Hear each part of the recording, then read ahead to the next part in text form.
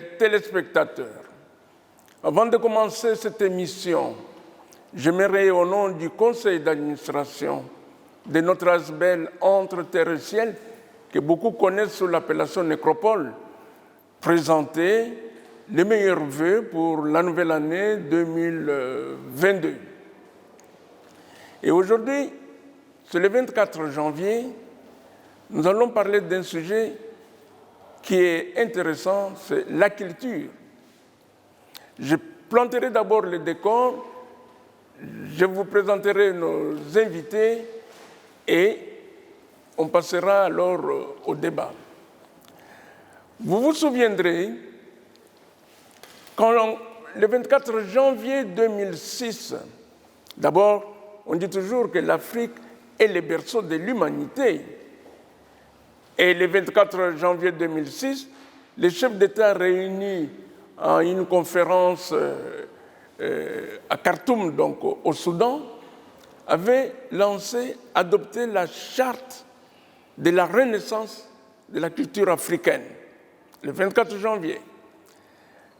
Et lors de la 40e session de la conférence de l'UNESCO, vous savez vous-même l'UNESCO qui est l'organisation pour l'éducation, la science et la culture, une organisation des Nations Unies, l'UNESCO avait adopté le 24 janvier de chaque année comme étant la journée mondiale de la culture africaine et afro-descendante.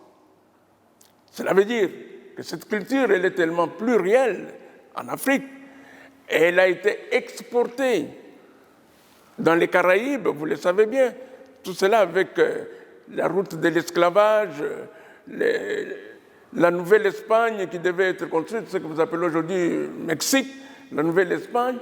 Tous ces esclaves qui sont partis ont emmené dans leur bagage la culture.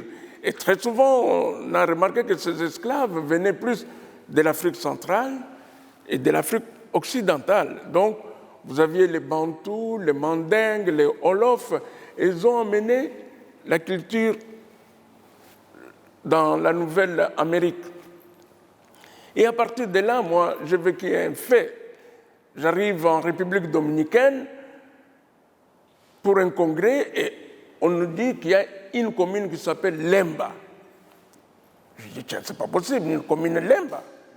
Est-ce qu'ils ne se sont pas trompés ou bien comment écrit-on? Mais ça s'écrit Lemba comme la commune qui est ici. Et nous sommes allés visiter la commune. D'ailleurs, il y a un musée que l'UNESCO a fait aussi, un centre inscrit au patrimoine immatériel de l'humanité. Exactement, vous avez les tam-tams, comme celui-ci. Les gens se comportent comme ici. Ils vous disent, c'est la culture de nos arrière-parents qu'on a transportés ici. Et vous posez la question, tiens, où êtes-vous? Vous êtes à Lemba de Kinshasa ou vous êtes à Lemba ici? Donc, cela démontre que la culture africaine, elle a rayonné. Mais maintenant, est-ce que nous-mêmes, nous sommes conscients du rayonnement de notre culture? C'est pourquoi nous allons essayer de débattre avec vous. D'abord, j'ai l'honneur de saluer monsieur le directeur Bundioko Henri, le directeur du Musée national de la RDC, qui est là, à qui je donnerai d'abord la parole en premier, parce que nous sommes dans sa maison, qui nous explique plus ou moins la maison c'est quoi. Peut-être que beaucoup d'entre nous n'ont pas encore visité les musées ou ne savent pas à quoi sert un musée. Nous avons Madame Fifi Kikangala, c'est ça? Voilà, design d'intérieur. Le professeur, que je ne citerai pas trop, Melchior, qui nous a beaucoup accompagnés dans certaines de nos émissions, parce que les professeurs, philosophes et autres, tout ça, ça fait partie de comment on conçoit la culture dans les différentes parties des choses. Et je terminerai par notre ami Chaka, le cinéaste, l'artiste, qui, à son niveau aussi, fait des événements culturels et pour aussi nous expliquer comment on peut faire rayonner la culture. Ça va? Le décor est bien planté. Monsieur le directeur, vous avez la parole.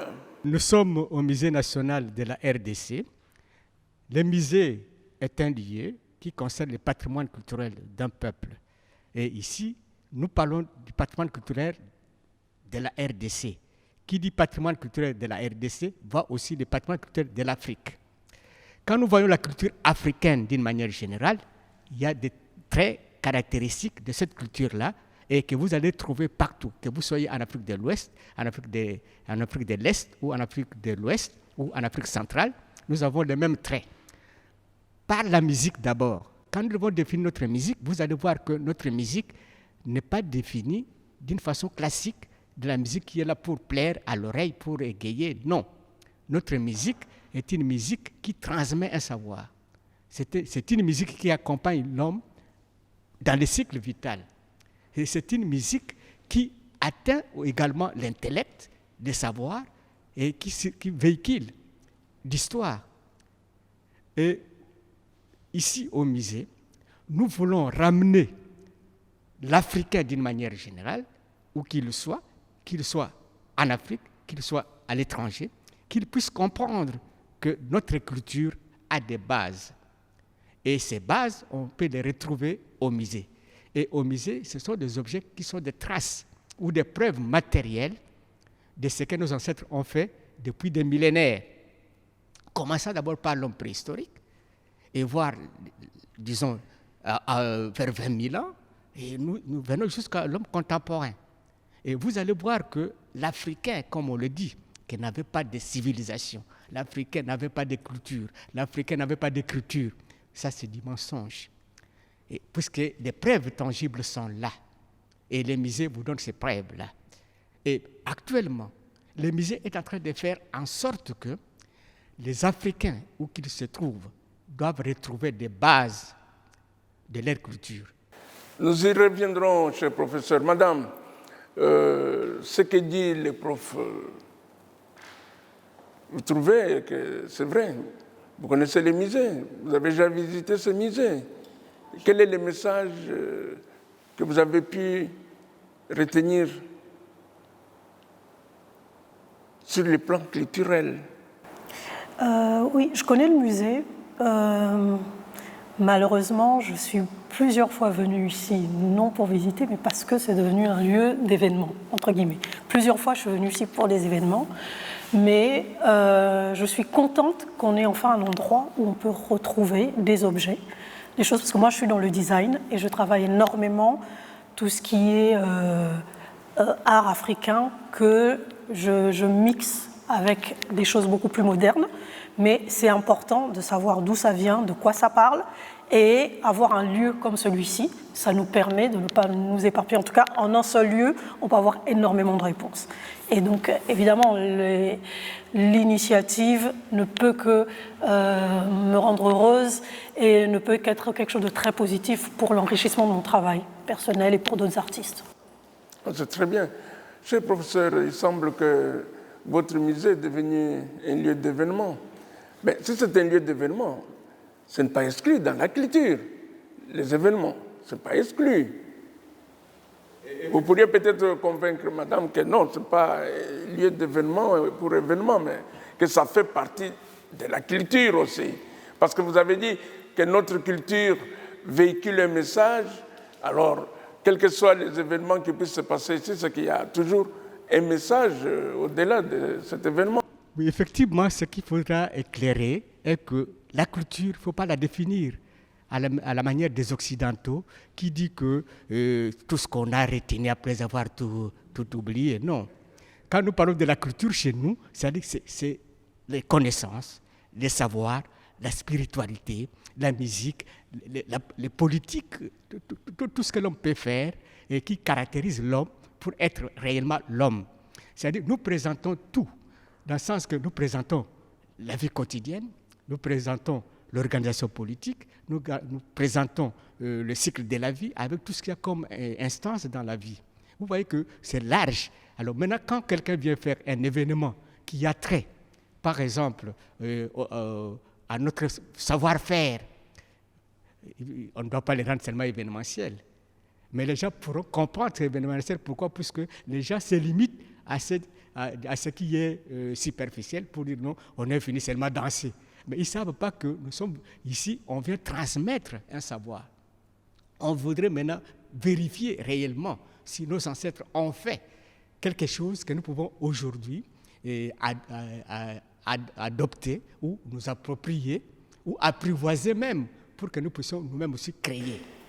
Oui. Professeur, vous, les philosophes, votre point de vue là-dessus? Oui, mais mon point de vue ne peut être que un point de vue tout à fait ravi et je suis très content de suivre les directeurs du musée national. C'est pour moi la première fois que j'arrive ici, mais je connais le musée. Depuis une fois, quand c'était encore au Mont Ngaliema, j'ai fréquenté. J'ai discuté même à d'autres occasions, peut-être que les professeurs ne se rappellent pas. Et donc, je pense qu'ici, nous n'allons pas parler de la culture telle qu'elle est véhiculée à travers le thème central là, culture africaine et afro-descendante, en parlant seulement du musée.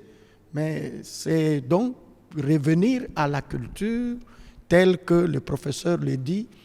Si souvent, quand nous parlons de la culture, les gens ont tendance à voir les superficiels, ce qui apparaît comme danse, musique, tout simplement, alors que la culture, c'est tous ces modes de vie qui nous accompagnent au quotidien.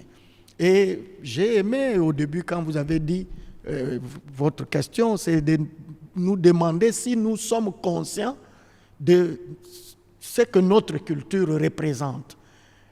Vous êtes arrivé à la République dominicaine, vous avez visité la commune de Lemba, mais déjà quand vous parliez là, ça m'a tiqué. Lemba, chez nous ici, nous sommes portés à dire que Lemba, comme on dit, Bandal, c'est Paris. Lemba, je ne sais pas si c'est quel... c'est quoi? Je ne sais pas si c'est États-Unis ou quoi. Je n'en sais rien. Voilà, c'est Texaco ou quoi, je ne sais pas. Mais est-ce que les habitants de Lemba eux-mêmes, ou nous-mêmes, à Kinshasa, au Congo, nous représentons ce que nous sommes? C'est plus nos frères qui sont allés là-bas, qui ont encore des souvenirs des siècles passés. Ils défendent bien cette culture africaine que nous, malheureusement. Très bien. Alors, je me retourne vers vous, l'artiste, le cinéaste, l'homme événementiel. Parce que d'abord, j'aimerais préciser que non, nous ne parlons pas de la culture uniquement du musée. Non, c'est parce que, je dis, nous sommes accueillis ici, dans le musée, qui est aussi un endroit de conservation de certains phénomènes de nos cultures. Parce que quand vous voyez les xylophones ici, vous vous dites, ah, tiens, cet instrument existe, mais chez moi aussi il y en a. Sauf que ce n'est pas avec des calebasses, mais c'est avec des bambous qu'on met derrière. Vous voyez, ça vous fait rappeler quelque chose. Et vous retenez bien que la culture, elle est plurielle et définit l'espace dans lequel vous vivez. Oui, monsieur. Merci, monsieur Valéry. Je suis content d'être là. Je vous remercie de m'avoir associé à cette émission pour parler de notre culture. Je suis content aussi de la question que vous avez posée, que le professeur a repris, c'est-à-dire est-ce que nous sommes conscients du fait que nous avons une culture multidimensionnelle, nous avons une culture plurielle. Est-ce que nous en sommes conscients? Le problème commence là. Si nous en sommes conscients, alors nous allons aller dans le sens d'une vraie culture. Parce que j'ai l'impression que nous, Congolais d'abord, je parle de nous, avant de parler de l'Africain, nous ne sommes pas conscients de ce que nous sommes sur le plan culturel. Nous ne connaissons pas nos valeurs culturelles et nous ne les défendons même pas. Voilà le grand problème que nous avons d'abord. Nous n'avons pas la culture de notre politique, nous n'avons pas la culture de notre économie, nous n'avons pas la culture de notre culture. En fait, il y a un problème culturel sur le plan de la culture en général. Donc, je veux dire ceci. Si je prends l'exemple de Bénin, je suis allé plusieurs fois, du Mali. Bénin, par exemple, dans chaque commune, il y a un musée. Et le rôle de ce musée, c'est garder la culture béninoise, la transmettre et la diffuser. C'est là.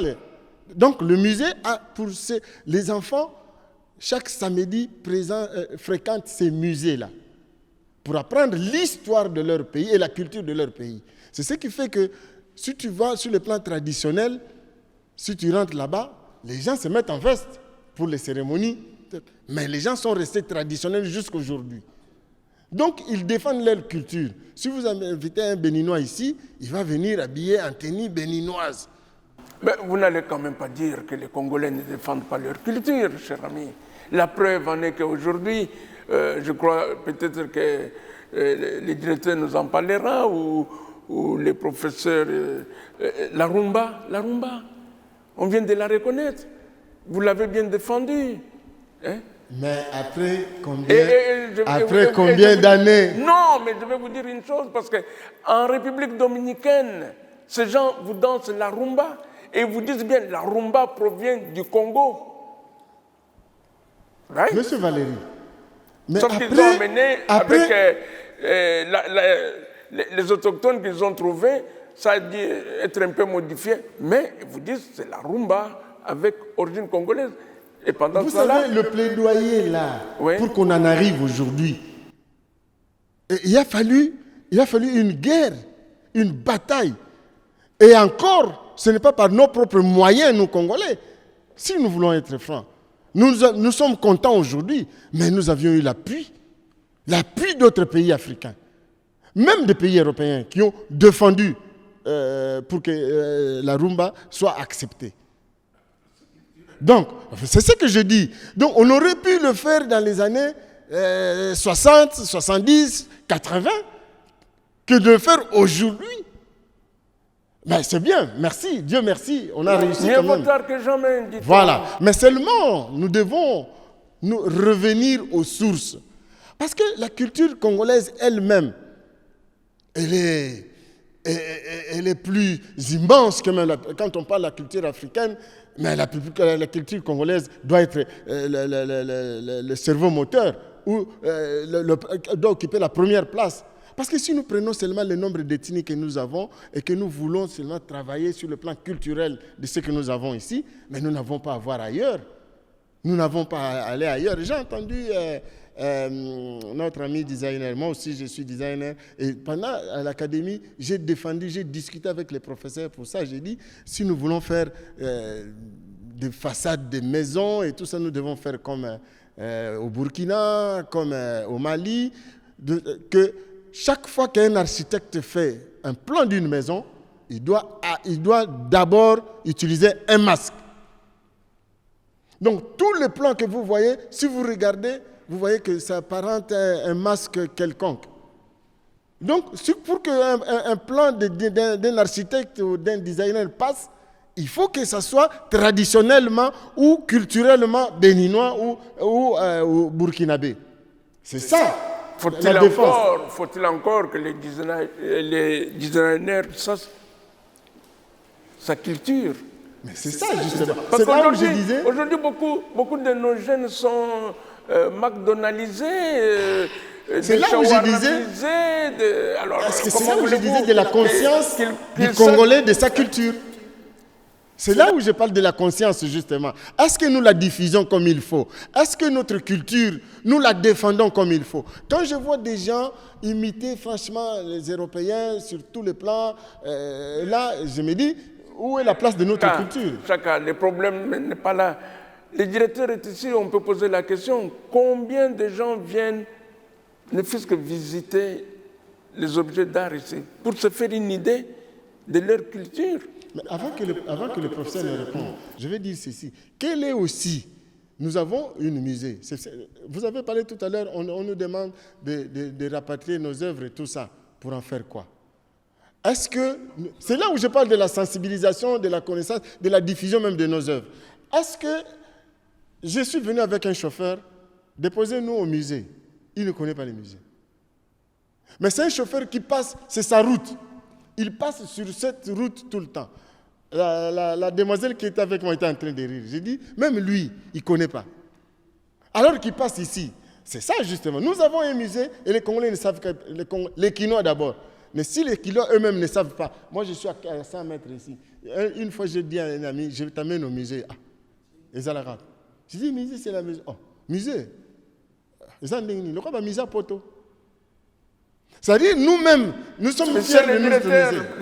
On ne va pas faire les procès. Non, on ne ferait pas de procès. J'ai dit, pour répondre à ta question... Je vais passer la parole. Pour répondre à ta question, il faut d'abord qu'on se dise. Madame... Oui, je voulais absolument parler. Oui, je voulais absolument parler de design parce que j'ai fait pas mal de ministères parce qu'il faut aller déposer certains dossiers et je ne pense pas qu'il y ait un ministère ici où le mobilier est made in Congo. Alors que moi, je suis designer, je connais plein de designers. Donc là, on est en train de faire l'association des designers d'intérieur du Congo. Je peux aller n'importe où dans les ministères, meubles de bureau, armoires, chaises. Ce n'est pas... J'ai une marque de mobilier moi-même, je vais parler pour moi, mais je ne parle pas que pour moi. J'ai des amis designers qui ont des marques également de mobilier, qui ont des ateliers, mais c'est des marchés qu'on va acheter chez les Indiens, chez les Chinois. J'ai été dans certains ministères où vous trouvez des tableaux de chez Orca, alors que moi je travaille avec les peintres parce que j'ai mon propre showroom, donc j'expose les peintres et je propose ces tableaux-là à mes projets d'architecture pour certains clients. L'année passée, j'ai été sélectionnée pour représenter la République démocratique du Congo au plus grand salon du design africain à Lagos. J'ai frappé à plusieurs portes, pas pour demander de l'argent, juste pour dire que je représentais le pays à Lagos. Ça a été très compliqué. L'année d'avant, j'ai représenté le pays à Paris. Je travaille beaucoup le tissu Kuba. Les Français découvraient. La plupart des gens qui sont venus voir, ils découvraient, ils ne connaissaient pas. Donc je parlais de Moueka, je parlais de la tribu Kuba et tout ça. Parce que comme beaucoup de gens, j'ai d'abord été attirée par ce matériau-là sur le plan esthétique. Et c'est après que j'ai commencé à étudier parce qu'il faut comprendre. Il ne s'agit pas seulement du côté esthétique. Donc je pense qu'il manque une vraie politique. On a beau parler, mais il manque une vraie politique. Il faut que les sommets montrent l'exemple. Quand on refait des cabinets des ministres, il y a toujours quelqu'un, madame, qui va gagner le marché, qui va aller à Dubaï. C'est là où j'ai pas... Oui. Directeur, votre mobilier dans votre bureau, il est comment?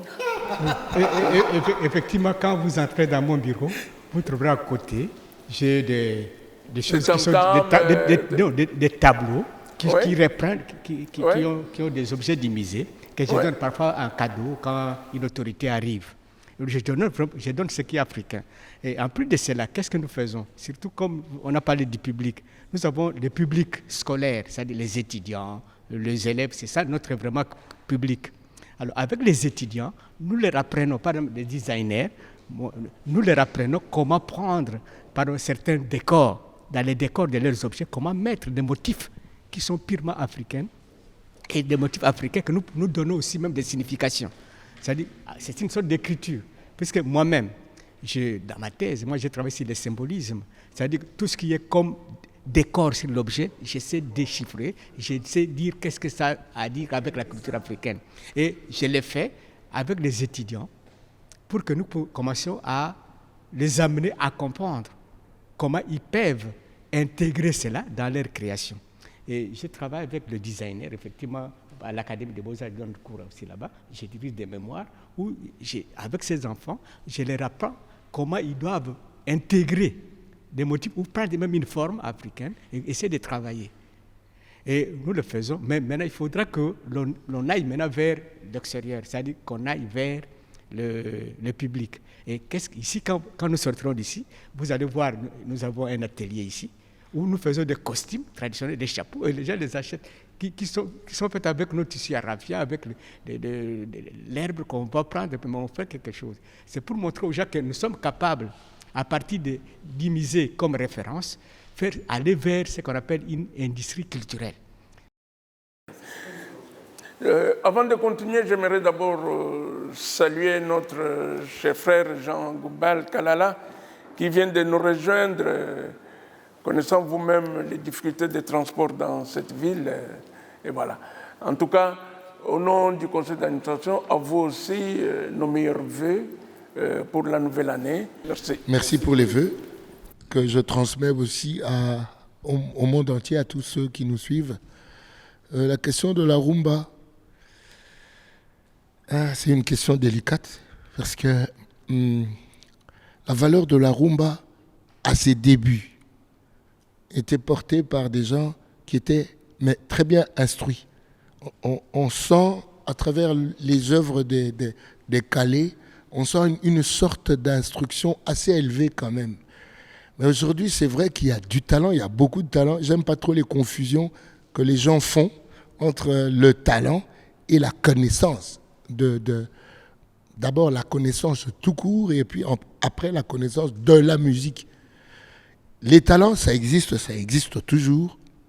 Mais est-ce que ces talents vont continuer à porter cette rumba comme les Calais Jeff l'ont fait? Point d'interrogation. Parce que parfois je me dis, la rumba est entrée au créneau, mais elle y entre moribonde. Je suis désolé de le dire, mais c'est comme ça que je vois les choses. Mais c'est à vous de défendre, parce que si vous ne faites pas attention, d'ici 2 ans, je crois, il y aura l'évaluation, et bien, on va vous enlever de la liste. Hein? Donc c'est à vous de défendre. Nous allons défendre, mais il y a la question du clientélisme dans le faire du Congolais. On encense n'importe quoi. Pourquoi? Parce qu'il y a des accointances, il y a des appartenances, on est amis à... On ne sait pas encenser les valeurs. On encense les choses. Vous savez, parfois, on donne des prix à des chansons que l'on condamne. On donne un prix, telle chanson, meilleure chanson de l'année. Après, on fustige les bêtises que transporte la chanson. Bon, comment est-ce qu'on peut donner des prix à une chanson qui véhicule des bêtises? C'est ça, notre vrai problème réside dans le choix des choses que nous devons encenser. Nous devons encenser l'excellence. Je sais que j'ai pas entendu Jean-Jacques parler, mais je sais qu'on vibre souvent. Bon, pardon, je passe la parole aux philosophes. Peut-être que les philosophes vous auront bien compris, et puis pour en donner une idée, et on reviendra au directeur. Et puis, parce que la dame, vraiment, c'est très intéressant ce qu'elle fait, et qui devrait être encouragée. Exactement. C'est vraiment un honneur que de me retrouver sur ce plateau aujourd'hui avec mon frère philosophe. J'espère que vous avez pu finir finalement. La philosophie, ça finit jamais. Oui, mais tout à fait. Et donc, voilà, c'est ça exactement. Aujourd'hui, je viens d'aimer encore ce qu'il vient de dire. La rumba est aujourd'hui, entre dans les créneaux, mais malheureusement moribonde. Parce que, voyez-vous, aujourd'hui, qu'elle représente en fait cette rumba auprès de la jeunesse, auprès de tous les Congolais aujourd'hui? Parce que notre musique n'est plus celle que nous aimerions entendre et suivre toujours. Aujourd'hui, la musique, la rumba est en train de perdre, mais c'est malheureusement en ce même moment qu'elle rentre dans ces patrimoines immatériels. Non, ne vous découragez pas. Non, ce n'est pas un pessimisme que j'exprime. Je suis content et rassuré qu'avec mes co-débatteurs, on va continuer à défendre valablement, cette culture au travers de la rumba. Puisse changer. Exactement. Hein? Exactement. Je dirais qu'il est grand temps que le Congo, qui est le porte-étendard de la rumba, comme nous le disons, nous le clamons. Quand je parle de Congo, je parle de Congo en général, les deux Congos réunis. En un seul oui, Congo. Il faut dire ça parce que Voilà. Congo en général. Non, ça a été mené par les deux Congos, justement. Voilà. J'ai dit, Jean Koubala a parlé de Congo, de cette rumba moribonde. Quelle est la rumba? De quelle rumba on parle aujourd'hui?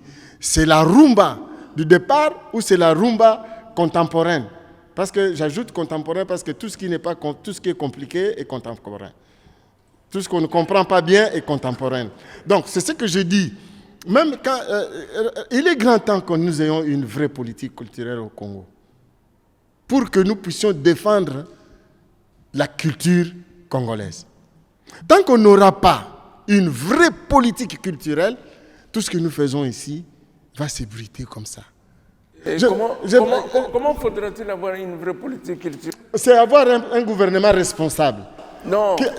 Attends, laisse-moi quand même dire Là, ce que je ne suis pas d'accord de croire que c'est le gouvernement qui doit tout faire. Ce n'est pas possible. C'est nous qui devons sauver cela. Faire des recherches pour ramener aujourd'hui la jeunesse avec leur musique de ndombolo, de machin, à la vraie musique, comme ce fut par le passé. Parce que je ne sais pas, monsieur le directeur, vous qui êtes professeur, certainement que vous avez un cours de musique ou je ne sais quoi. Parce que je crois que c'est à partir de là qu'on peut ramener les gens à ce qu'était la vraie musique. Avec quelle politique? Avec quoi? Avec quelle politique culturelle? Cher ami, avec quelle politique culturelle? Oui, tout est défini dans une attends, c'est défini dans une et voté par le Parlement et tout ça est mis en place. Or, aujourd'hui, tout ce que nous faisons comme culture, regarde, mademoiselle voulait représenter le pays dans un festival. Elle voulait représenter le pays. Elle était là en tant que Congolaise. Mais elle n'a pas eu le soutien de l'État congolais pour sortir. Même pour sortir, elle est ambassadrice. Elle peut sortir comme un ambassadeur, comme une ambassadrice de son pays. Mais elle doit payer tout ce qui est taxe pour aller représenter le pays. Mais quand les autorités sortent, ils ne payent aucune taxe. C'est ça justement la politique dont je parle. Vous voulez qu'on travaille, vous voulez qu'on amène le Congo plus loin. Si on n'a pas une politique, même notre culture, nous n'avons pas la politique de notre culture. Là, on va sur un autre terrain. Directeur, on parlait de votre bureau si les meubles étaient dans le design congolais ou c'est importé de la Chine. Non.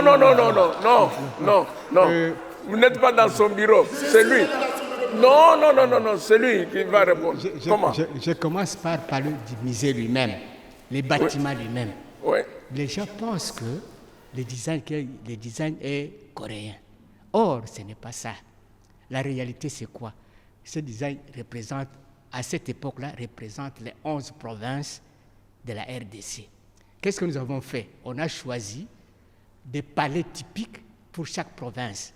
D'ailleurs, j'ai vu un tableau là, à l'extérieur avec autant de maisonnettes ou quelque chose. C'est ça, le musée? Non, le musée tel que vous le voyez, le design tel qu'il est là, nous avons pris des maisons, des palais royaux qui sont nos palais traditionnels. Il faut le dire. Nous avons joué avec les designers. Parce que vous savez, moi j'arrive, je vois Africell. Je dis, ben, ça y est, nous sommes à Africell ici. Oui. Or, vous n'avez pas marqué là que ça représente 11 palais royaux. C'est Africell. Qu'est-ce que vous voulez qu'on fasse? Et Africell, ça, disons, ce n'est pas quelque chose qui a été fait avec le musée ici. Comme c'était, ils avaient pris des contacts avec la direction générale. Ils sont venus, mais nous avons dit il y a des choses que vous ne pouvez pas faire et que vous devez demander, disons, l'expertise. Et c'est ça le mal, comme il a dit, on ne demande pas l'expertise. Alors, et en plus de cela, mais quand je dis aux gens, quand nous disons aux gens, disons que pour faire des designs ici, tout vient de nous-mêmes, des Congolais eux-mêmes. Les Coréens n'ont aussi qu'à nous accompagner. Congolais, moi-même, personnel qui vous parle, personne n'accepte que je suis Congolais. Les gens pensent que je suis Camerounais ou Ivoirien. Alors pourquoi? Parce que quand je leur dis, voyez, moi j'ai pensé comme ceci, j'ai fait ceci. Alors les gens disent, c'est ça le mal. Or, si Goubal sera d'accord avec moi. Le Congo a toujours commencé et il laisse aux autres continuer et les autres deviennent des experts.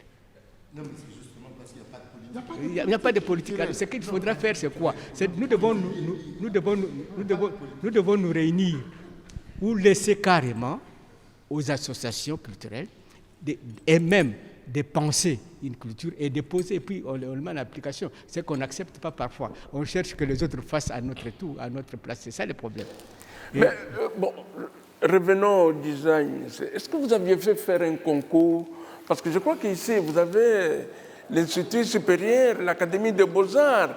Et ont-ils contribué, ont-ils participé au concours pour faire cela? Parce que si on vous accuse que c'est coréen, peut-être qu'il n'y a pas eu un concours congolais pour que les Congolais y participent et qu'on choisisse.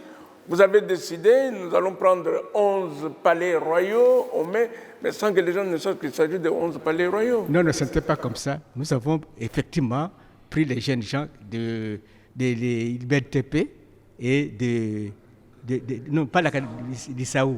Et ils nous ont fait, et chacun des maquettes, nous leur avons dit non, de cette façon-ci, ça ne marchera pas. Inspirez-vous de la culture et nous leur avons présenté ces palais-là. Et ils ont fait quelque chose. Et quand les colons sont arrivés, ils ont trouvé qu'il y avait déjà une ébauche et on a amélioré. Et en suivant, c'est plus facile de voir que c'est notre. Nous, on l'a fait. Maintenant, ce qu'il faudra faire, c'est comme cela. C'est-à-dire que les Congolais, ou le Congo, il a des experts, il y en a. Mais il faut qu'on se réfère aussi à eux, qu'on décide de ne pas sans eux. Et c'est ça le grand problème. Oui, voilà, il va commencer. Non, mais c'est pas justement. Qu'on décide pas sans eux. Oui, madame, vous vouliez dire quelque chose, et puis je passerai la parole à Jean qui n'a pas beaucoup parlé. Oui, madame, les micros. Oui, c'était vraiment pour rejoindre, c'est que quand monsieur parle de politique, moi je me demande qui consulte-t-on? On ne consulte pas les bonnes personnes dans la musique, dans l'art, dans le design. Qui consulte-t-on pour former, pour créer cette fameuse politique de la culture? Est-ce qu'on les fait avec les gens qui connaissent? Est-ce qu'on les fait avec les gens qui ont envie de transmettre? Il y a des réunions qui se font, mais pas avec les spécialistes du domaine, pas avec des gens qui ont une vraie vision. Et je vais profiter quand même de ce moment. Ouais, non, mais moi je ne parle pas de gouvernement. Moi je demande seulement qui consulte-t-on quand on décide d'une politique autour de la culture? Est-ce qu'on consulte les bonnes personnes? C'est la question que je me pose. Bon, je vais vous donner un exemple. Vous savez, et c'est là où je ne suis pas d'accord avec mes deux frères ici. Pourquoi? L'association des artistes musiciens ici, vous savez combien de fois ils se déchirent entre eux? Alors, comment voulez-vous parler d'une politique culturelle quand une telle association qui devait d'abord se souder s'entre-déchire? X, il est président, il doit y rester, même s'il est fainéant, il doit y rester. Et vous dites qu'il n'y a pas de politique culturelle. Mais commençons d'abord par nous-mêmes, à nous organiser. Et à ce moment-là, on porte les fruits de ça, on va voir l'autorité pour dire, voilà ce que nous voulons. Mais ils sont ici, ils se bagarrent ici à Kimpoanz ou je ne sais quoi là. Et est-ce que vous trouvez ça normal? Pourquoi vous résumez la culture qu'à la musique? On est là à parler que de musique. C'est beaucoup plus large que ça. Donc, petit problème de musicien. Non, vous avez parlé qu'il n'y a pas la politique culturelle. C'est pourquoi je vous donne un exemple. Je dis, parce que la musique fait partie de la culture, vous n'allez pas... Mais vous avez une association qui s'entre-déchire. Comment voulez-vous que cette association se coalise avec les artistes, sculpteurs et autres pour arriver à défendre un objectif? Comment? Non, les problèmes, on ne parle pas que de la musique, mais je vous donne un exemple où, d'abord, à la base, il n'y a rien d'organisé, les gens s'entre-déchirent. Et à partir de ce moment-là, allez sur la place commerciale à Limité. Vous allez voir tous ces gens qui fabriquent des chaises et autres. Une fois que je suis allé là, je fais les tours, de beaux petits tableaux. Je dis, écoutez, je vais vous encourager, j'en achète pour mettre chez moi et autres. J'ai dit, mais est-ce que vous êtes d'abord organisé en tant que coopérative et autres? Rien. C'est toujours du chacun pour soi. Et alors à ce moment-là, comment voulez-vous avoir une politique culturelle? Moi, je pense que, disons, la nouvelle appellation de notre ministère tranche beaucoup de choses.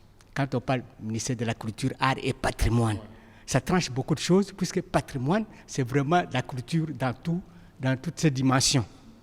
Les gens oublient que même nos langues, c'est un patrimoine. Il y a une richesse dans nos langues. Les gens ne les favorisent pas. Notre façon de marcher même, la façon dont nous marchons, on sait nous déterminer à partir de ça, même la façon de rire. Les gens, on peut créer beaucoup de choses par rapport à... Quand Goubal fait des gestes, moi, même quand j'entends, je sais, non, ça c'est Goubal, il va faire tel geste. Puisque je l'ai suivi depuis Lubumbashi. Ces gestes-là, pour moi, ces gestes-là me disent beaucoup de choses. Ça me dit déjà beaucoup de choses. Vous voyez, tout ça, nous devons revaloriser, même les noms. Pourquoi nous voulons toujours qu'on nous appelle des noms que nous ne savons pas l'essence? Moi, je sais que mon nom, je m'appelle Bunjoko Banyata. Je sais l'expliquer. Mais quand on m'appelle Henri, je pense qu'il y a des choses que nous devons peut-être refaire, dire, bon, puisqu'il faut, comme je disais là, nous devons apprivoiser notre propre culture. Très bien. Je passe la parole à Jean qui n'a pas beaucoup parlé, qui nous en dise quelque chose. Bien sûr, on ne va pas continuer à parler uniquement de la rumba, nous parlons de la culture en général, et nous avons dit que la culture, elle était plurielle, donc elle englobe tous les domaines. Avant de parler de la culture, j'aimerais rentrer à l'homme. Mon frère, le philosophe qui est là, va être d'accord, je crois, avec moi. Quand on dit Mboge Koufa, on parle de quoi? On parle de l'homme. C'est-à-dire que l'homme congolais a Koufa. Quand on suit les mouvements, on entendra parler de Tosekwa. C'est parce que Tokoufa. On entendra parler de Lamuka. C'est parce que Tolala. Nous sommes conscients de cet état-là de morbidité de l'homme congolais. L'homme congolais a Koufa. Quelle était ma phrase de campagne quand je battais la campagne pour faire la marchandise et de... Tu aurais été un bon ministre de la culture alors. Ma phrase de campagne était investir dans l'homme. Quand on investit dans l'homme, on en fait un humain. Après, on investit dans l'humain. On a parlé de culture. Moi, je crois que s'il y a les derniers dans le culturel congolais, c'est les musiciens. C'est nous. Chez les musiciens, l'intelligence ne compte pas.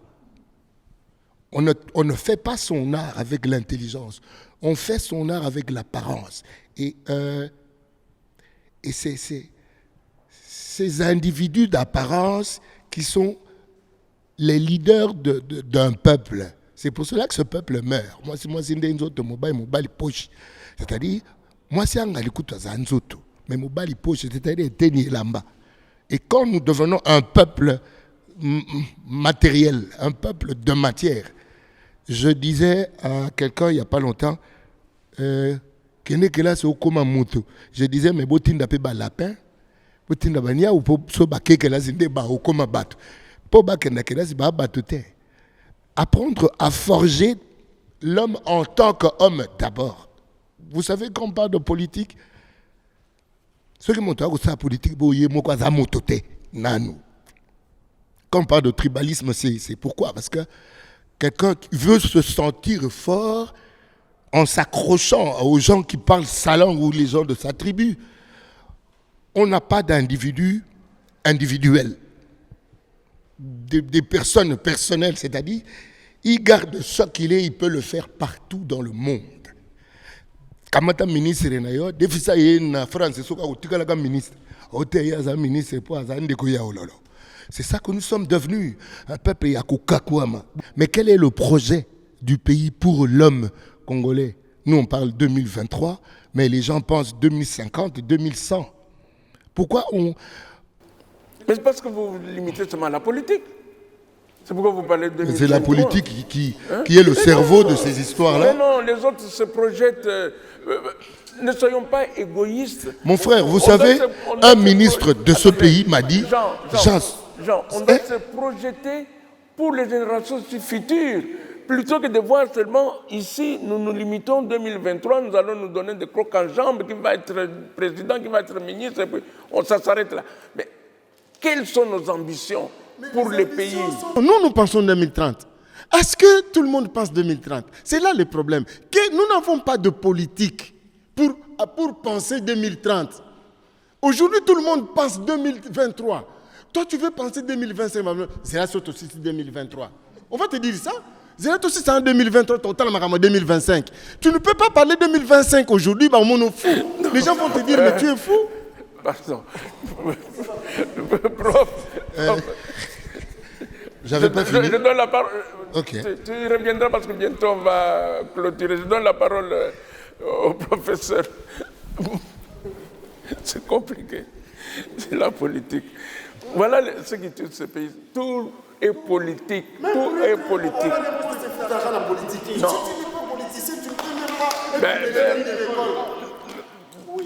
Non. Non. Revenons à la culture d'abord. Que faisons-nous?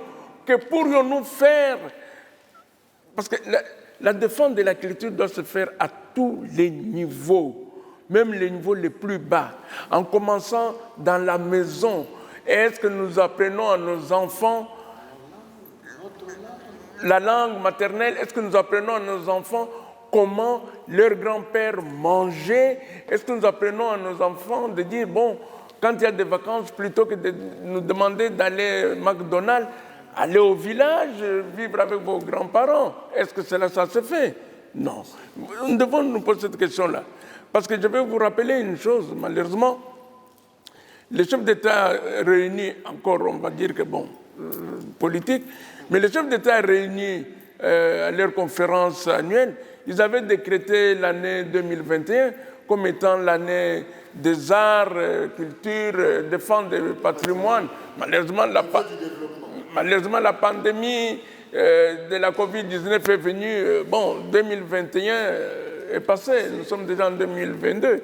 J'ose espérer que ce thème reviendra encore sur le terrain et on donnera la parole plus aux acteurs, aux artistes, aux défenseurs du patrimoine. Peut-être qu'avec des débats pareils, les gens pourront s'enquérir et dire, tiens, défendons. Bon, prof, je vous donne la parole. J'aimerais entendre de tout ce qu'on a dit, parce que si vous suivez les deux artistes, c'est compliqué. Au regard de tout ce que l'on vient de dire là, écoutez, un aîné, paix à son âme, disait, parlant toujours de la place que l'on accorde dans notre pays à la culture. Regardez, le directeur a dit, il y a une nouvelle appellation de ces ministères, mais par le passé, le ministère s'appelait ministère de Culture et des Arts, et ça reflétait quoi? On pensait toujours à Yabato, Yobasal, Salakamakamwa, Bikeko et tout ça. Là. Et donc, tout cela représentait la valeur qu'on attachait même à ces ministères. Donc, après avoir distribué des ministères aux gens, bon, quelqu'un qui n'était pas... prenez quand même ces ministères. Vous savez, il y a des ministres ici qui, lorsqu'on les nommait, par exemple, à ces ministères ou au ministère des Affaires sociales, il a même décliné l'offre parce qu'il estimait que c'était un ministère peu important. Voyez-vous. Donc, je crois qu'il faut que nous revenions à la question de départ. C'est un problème de prise de conscience. Et là, effectivement, avec raison, ce n'est pas seulement l'affaire des ministres ou du gouvernement, mais l'impulsion doit être donnée à ces niveaux-là.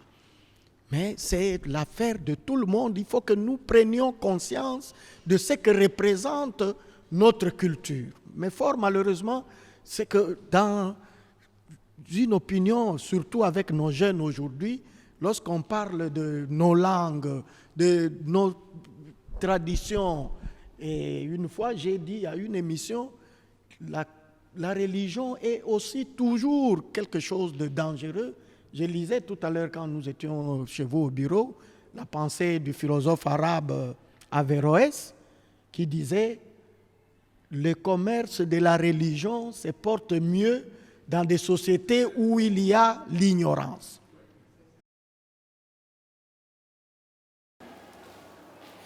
Bon, merci, madame. Et puis... Ce que je voudrais vraiment dire, parce qu'on parle beaucoup de nos jeunes et tout, moi je me pose la question de savoir qu'est-ce qui fait rêver les jeunes aujourd'hui? Qu'est-ce qui les fait rêver? Quels sont les leaders d'opinion? Quel modèle on donne aux jeunes? Aujourd'hui, pour réussir, on sait que tu peux partir de rien, tu es député, et puis c'est bon.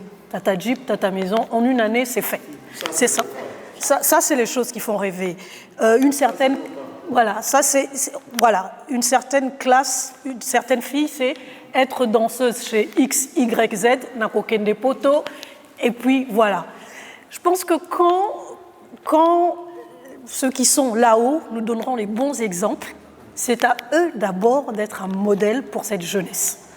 Quand nous on respecte le code de la route et qu'on est coincé dans les embouteillages, et que d'autres arrivent en sens inverse et que même le policier a peur, moi je pense que vraiment le modèle, les bons exemples doivent venir du sommet.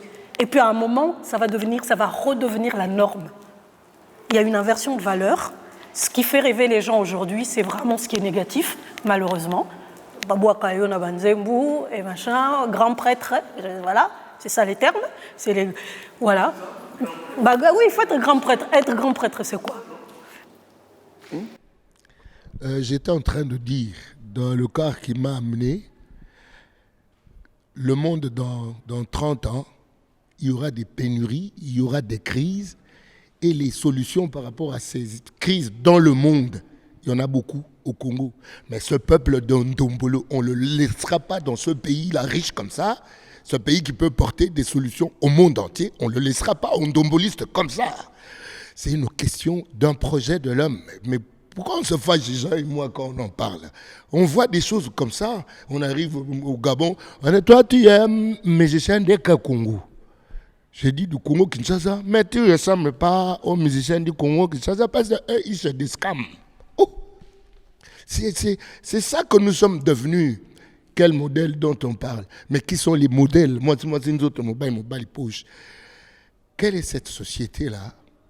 Frère, nous avons le pays le plus riche du monde, le pays qui a les solutions aux problèmes du monde. Nous devons investir dans l'homme. Nous devons faire du Congolais un homme vrai. Et ça passe par la culture. La culture, ce n'est pas les bikeko. La culture, ce n'est pas la musique. La culture, c'est la connaissance.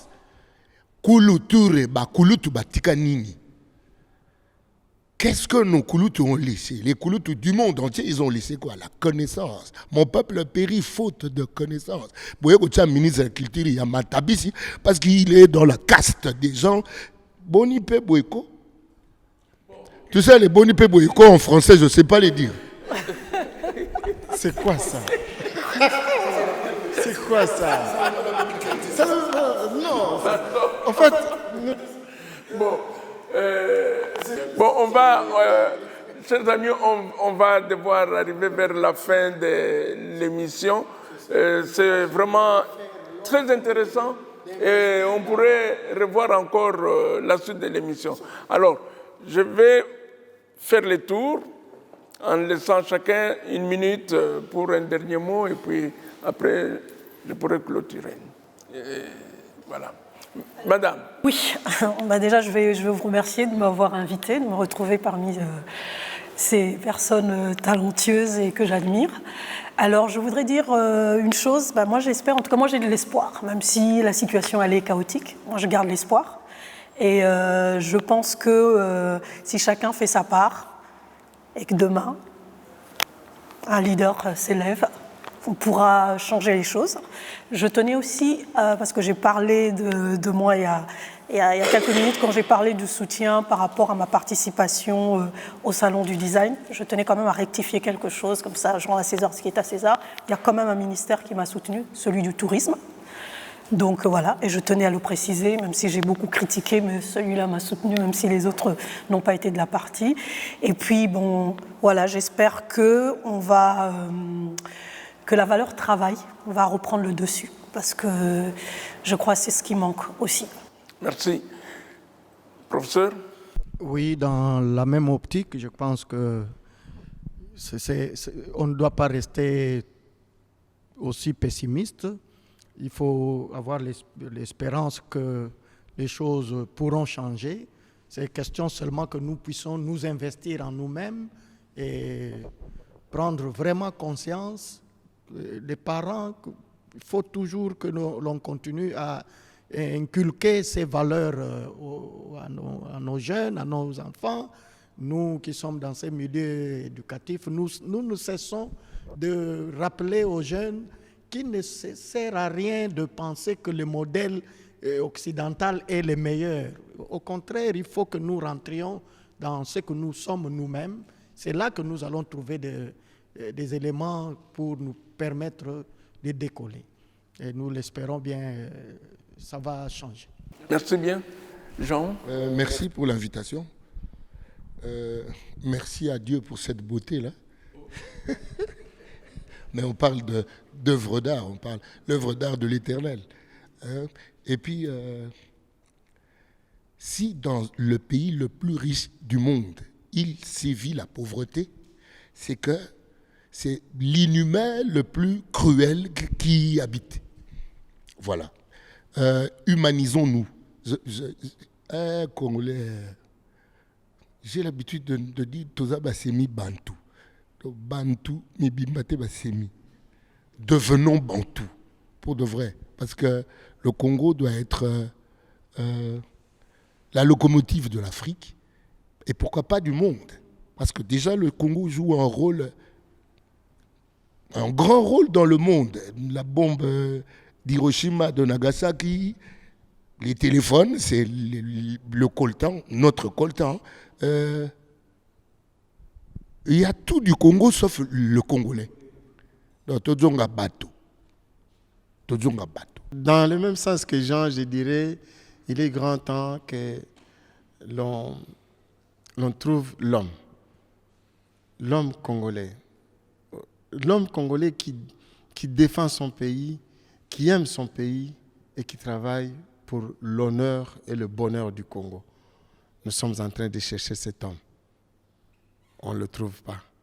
Et il faut que l'État congolais aussi arrête de mettre n'importe qui pour diriger un État grand, un État fort comme celui-ci. Il faut vraiment qu'il y ait de bonnes personnes à la bonne place. Parce que on a un grand ministère aujourd'hui qui est le ministère de la Culture et des Arts et Patrimoine. Nous n'avons pas la loi sur le patrimoine. Ce qui est grave, c'est qu'il y a beaucoup de choses ici qui ne nous appartiennent pas, en commençant par les parcs. Ça aussi, nous devons demander, moi je demande aux autorités d'y penser. Il y a même les petits pays qui sont à côté ont des lois sur le patrimoine alors que nous n'en avons pas. Et que le ministère doit quitter le dernier rang pour monter ne fût-ce qu'au 6e. Occuper sa place. Parce que si nous n'avons pas la culture de notre politique, nous ne pourrons pas avancer. Merci. Directeur? Oui, comme nos amis l'ont dit aussi, c'est l'homme. Mais l'homme a un patrimoine, un héritage qu'on lui a légué par les ancêtres. C'est à partir de ce patrimoine-là que nous pouvons être ce que nous pouvons être. Qu'est-ce que je voudrais dire par là? Que chacun de nous se donne cet effort-là de connaître d'abord son identité, ses origines, son savoir-faire, et connaître la culture qui lui a été léguée et qu'il doit pérenniser. Et des références, vous l'avez au musée. Les musées, c'est ça, des temples, où vous pouvez trouver les références. Et après ces références, voir comment nos ancêtres ont dû évoluer, comment ils ont résolu des problèmes par eux-mêmes. Et nous ne devons pas toujours attendre que les autres nous donnent des voies ou des solutions à nos propres problèmes. Mais c'est à nous-mêmes de chercher des voies et moyens. Comment sortir, comment aller vers l'avant. Et nous devons aussi nous méfier de l'humanisme occidental. Nous avons notre humanisme à nous, basé sur des valeurs africaines. Et ce sont ces valeurs-là que nos ancêtres ont fait. Et ils ont fait la gloire. Et mais la première civilisation, elle était où? Et qu'est-ce qu'ils ont fait? Avoir la réalité, il y a trop de copier-coller que l'Occident fait et nous ramène ça pour nous détruire. Donc on veut faire savoir comme si ce n'est pas nous. Nous devons chercher là où nous avons déraillé et essayer d'innover, de monter, et ainsi de suite. Et tout ce que nous connaissons, les rendre maintenant une industrie culturelle. Et c'est que nous devons aussi avoir la conscience. Si un de nos frères les fait ou produisait quelque chose, nous devons essayer de les rendre, s'en approprier, acheter chez lui. Moi, je n'ai jamais vu, par exemple, un Coréen aller acheter chez un Libanais aller acheter chez un Chinois. Les Chinois, c'est chez les Chinois. Les Coréens, c'est chez les Coréens. Les Libanais, c'est les Coréens. Mais les Congolais, par fabriquer. Bon, merci beaucoup. D'abord, je tiens à vous remercier, surtout à vous être sacrifié pour notre émission, parce que je tiens à préciser que ETEC Média n'est qu'un instrument de notre ASBEL entre terre et ciel. D'abord, ce n'est pas commercial, mais ça nous permet de donner la parole peut-être à ceux qu'on n'entend pas, sur certains sujets qu'on n'entend pas. Je vous ai entendu parler des religions. Si on allume la télé aujourd'hui, il n'y a que des musiques religieuses et tout ça. C'est vrai qu'avec ça, on ne va pas avancer. Je suis d'accord avec vous. L'homme, le Muntu, où est-il? Et mon président de l'ASBEL, Georges Mukuna, pour ne pas le citer, me disait toujours, Valérien, tu sais, les grands problèmes au Congo, où sont les hommes? J'ai dit comment? Où sont les hommes? Mais il y a des têtes pensantes, des ingénieurs, des docteurs. Il dit, oui, on peut avoir un parchemin, mais où sont les hommes? Et je vais chuter par dire, pour une fois, je vais faire l'éloge de ma propre maison, dans ce sens que nous avons lancé le projet Nécropole. Ça n'a pas été facile de faire comprendre aux Congolais qu'on doit respecter les morts. Ça n'a pas été facile. On nous a traités de tout. On a trouvé du mysticisme partout. Or, on demandait le civisme. Il faut respecter les morts. Nos parents respectaient les morts. Et pourquoi pas aujourd'hui? Alors, nous nous sommes battus. Jusqu'aujourd'hui, tout le monde sait qu'à la nécropole, désolé, vous n'allez pas venir entrer, boire, comme c'était dans un bar. Il n'en est pas question. Vous arrivez, il y a une discipline. Tout ça, ça doit faire de sorte que on ne peut pas attendre seulement. Nous, on n'a pas attendu qu'un ministre nous donne les instructions comment travailler. Non, on n'a pas entendu. Si maintenant, les organisations à leur niveau s'autodisciplinaient aussi, mais ça ferait bouger les ministères et tout. Parce que si on attend que ça vienne d'en haut vers le bas, ça ne marchera pas. Mieux vaut que ce soit les bas qui donnent l'impulsion en haut, comme partout ailleurs, ça se fait quand les bas se soulèvent.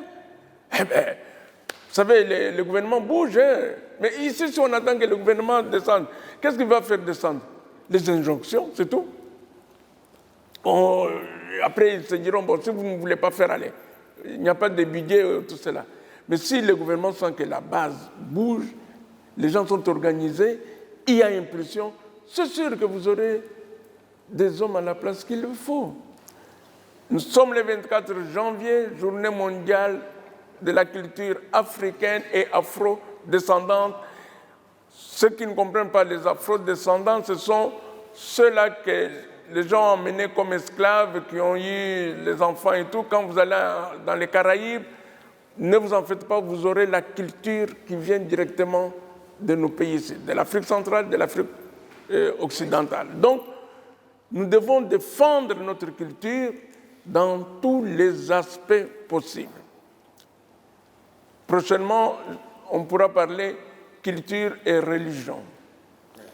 Nous remercions le musée qui a bien voulu nous accueillir ici. Et d'ailleurs, en entrant, ça m'a fait plaisir parce que je me suis dit, tiens, c'est très bien.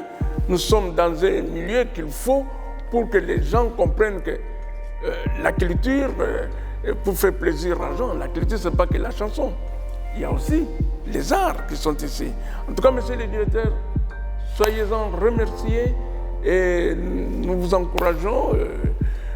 On vous soutiendra du mieux que l'on pourra pour cela. En tout cas, merci au personnel du musée aussi qui nous a bien accueillis à l'arrivée. Voilà.